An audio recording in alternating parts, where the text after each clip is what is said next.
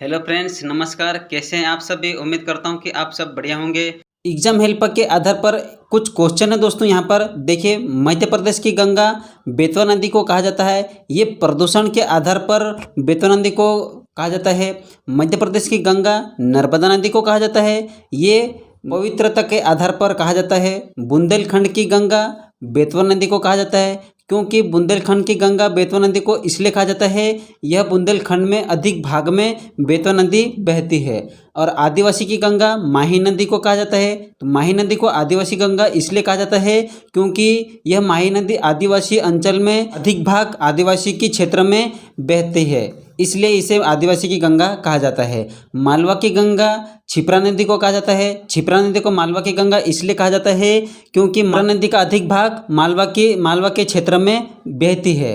मध्य प्रदेश की सबसे सुंदर नदी केन नदी, जो कैमूर की पहाड़ी से उद्गम स्थल होता है। रिवर ऑफ प्लीजर खुशियों की नदी, जीवनदायिनी नदी नर्मदा नदी को कहा जाता है।